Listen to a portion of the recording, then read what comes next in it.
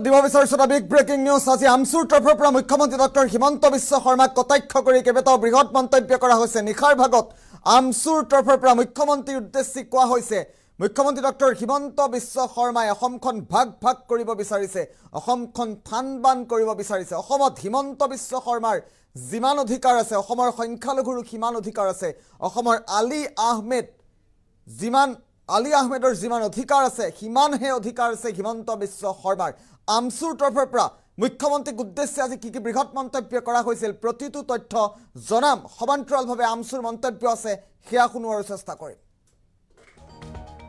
Big breaking news এই মুহূৰ্তত অসমৰ সংখ্যালঘু হাৰে হিমজুৱে অসমীয়া আৰু অসমৰ বাসিন্দা বুলি মন্তব্য কৰিছে আমচুৱে আমচুৰ তৰফৰ পৰা নিশা সভা পাতি বৃহৎ মন্তব্য কৰা হৈছে সংখ্যালঘুৰ অধিকাৰৰ বাবে আমচুৱে সদায় যুঁজি যাব কোনোবাই মিয়া বাংলাদেশী বুলি ক'লেই আমি উৰি যোৱা বিধৰ নহয় বুলি মন্তব্য কৰিছে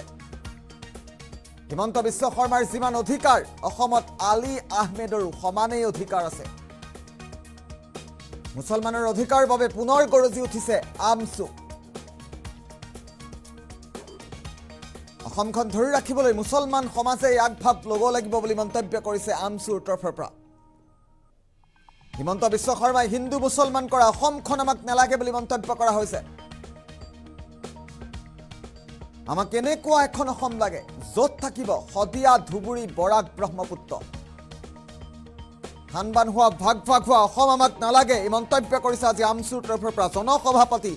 মুখ্যমন্ত্ৰীক উদ্দেশ্যি কটাক্ষ কৰি বৃহৎ মন্তব্য কৰা হৈছে অসমৰ সংখ্যালঘু হাৰে হিমজুৱে অসমীয়া আৰু অসমৰ বাসিন্দা সংখ্যালঘুৰ অধিকাৰৰ বাবে আমচুৱে সদায় যুঁজ দি যাব এই মন্তব্য আমচুৰ সভাপতি ৰেজাউল কৰিমৰ কোনোবাই মিয়া বাংলাদেশী বুলি ক'লেও আমি উৰি যোৱা বিধৰ নহয় বুলি মন্তব্য কৰা হৈছে আমচুৰ মন্তব্য আহি পৰিছে এই মুহূৰ্তত পোনে পোনে মন্তব্য শুনোৱাৰ চেষ্টা কৰিম তেওঁ কেৱল মাত্ৰ গাদীটো সুৰক্ষিত কৰিবৰ কাৰণে আজি অসমখন থানবান কৰি পেলাইছে আজি ক্ষুদ্ৰ ক্ষুদ্ৰ জাতি জনগোষ্ঠীৰ এটা অসমীয়া জাতি আজি প্ৰতিটো জাতিক বাদ দি আছে কেতিয়াবা বিটিআদি বাদ দিয়ে কেতিয়াবা বৰাক বাদ দিয়ে কেতিয়াবা ৰাভা হাছং বাদ দিয়ে কেতিয়াবা কাৰ্বি বাদ দি দিয়ে তেনে থাকিল কি আৰু কয় আমি অসমীয়া খিলঞ্জীয়া অসমখন ভাগ কৰি শেষ কৰি পেলাই আছে এবাৰতো ভাগ কৰি হাতখন ষ্টাৰ্ট কৰি দিলে এতিয়া ৰাজ্যখনৰ মাজতে 25টা ভাগ কৰি আকৌ কয় যে আমি অসমীয়া খিলঞ্জীয়া আমাৰ ৰক্ষা আমাৰ সুৰক্ষা লাগে আমাক সব কিছু লাগে কিন্তু অসমখন হিমন্ত বিশ্ব শৰ্মাই ভাগ কৰি শেষ কৰি দি আছে সেইকাৰণে আমি ধৰ্মীয় সংখ্যালঘু যিসকল আছো আমি হাৰে হিমজীয়া অসমীয়া আমি হাৰে হিমজীয়া অসমৰ বাসিন্দা ভাৰতীয় নাগৰিক কোনোবাই আঙুলিটোৱাই মিয়া বাংলাদেশী ক'লেও আমি ফু মাৰি উৰি যোৱা বিধৰ মানুহ নহয় এই ভূমি আমাৰ হিমন্ত বিশ্ব শৰ্মা ডাঙৰীয়াৰ যিমান অধিকাৰ আছে আমাৰ এজন আলী আহমদৰ সমানে এই ভূমিত অধিকাৰ আছে গতিকে সেইকাৰণে কৈছো যে আমি সকলো জাতি জনগোষ্ঠীৰ লগত মিলাপ্ৰীতিৰে চলিব লাগিব আজি মুছলমান সমাজক মই আহ্বান জনাম আজি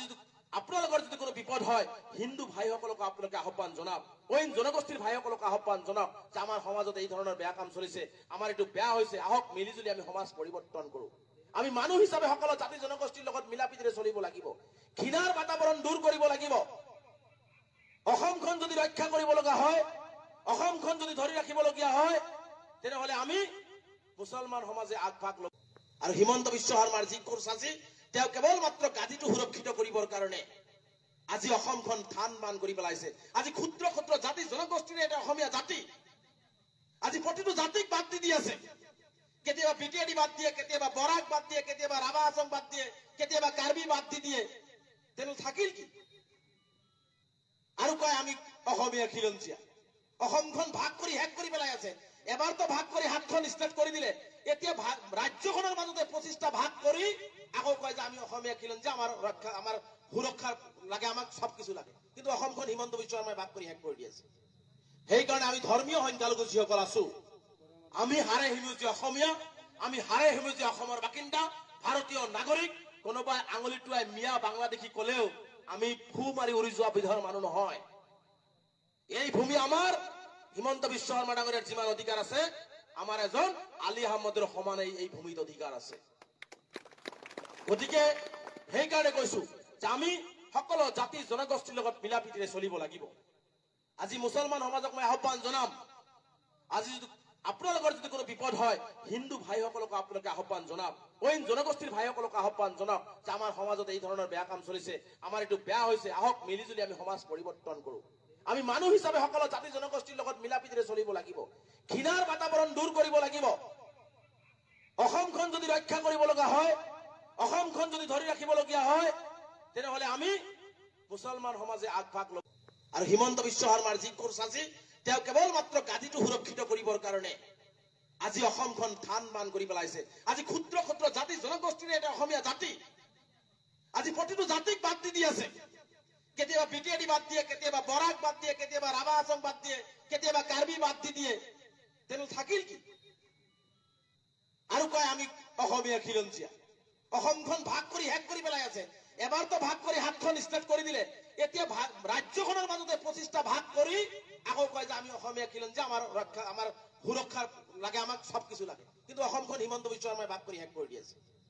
সেইকাৰণে আমি ধৰ্মীয় সংখ্যালঘু যিসকল আছো, আমি হাৰে সেউজীয়া অসমীয়া, আমি হাৰে সেউজীয়া অসমৰ বাসিন্দা, ভাৰতীয় নাগৰিক। কোনোবাই আঙুলি টুৱাই মিয়া বাংলাদেশী কলেও আমি ফু মাৰি উৰি যোৱা বিধৰ মানুহ নহয়। এই ভূমি আমাৰ। হিমন্ত বিশ্ব শৰ্মা ডাঙৰীয়াৰ যিমান অধিকাৰ আছে, আমাৰ এজন আলী আহমদৰ সমানে এই ভূমিত অধিকাৰ আছে। গতিকে সেইকাৰণে কৈছো যে আমি সকলো জাতি জনগোষ্ঠীৰ লগত মিলা প্ৰীতিৰে চলিব লাগিব। আজি মুছলমান সমাজক মই আহ্বান জনাম, আজি আপোনালোকৰ যদি কোনো বিপদ হয় হিন্দু ভাইসকলক আপোনালোকে আহ্বান জনাওক, অইন জনগোষ্ঠীৰ ভাইসকলক আহ্বান জনাওক যে আমাৰ সমাজত এই ধৰণৰ বেয়া কাম চলিছে, আমাৰ এইটো বেয়া হৈছে, আহক মিলিজুলি আমি সমাজ পৰিৱৰ্তন কৰোঁ। আমি মানুহ হিচাপে সকলো জাতি জনগোষ্ঠীৰ লগত মিলা প্ৰীতিৰে চলিব লাগিব, ঘৃণাৰ বাতাবৰণ দূৰ কৰিব লাগিব। অসমখন যদি ৰক্ষা কৰিব লগা হয়, অসমখন যদি ধৰি ৰাখিবলগীয়া হয়, তেনেহলে আমি মুছলমান সমাজে আগভাগ ল'ব। আৰু হিমন্ত বিশ্ব শৰ্মাৰ যি কোৰ্চ আছে, তেওঁ কেৱল মাত্ৰ গাদীটো সুৰক্ষিত কৰিবৰ কাৰণে আজি অসমখন থান বান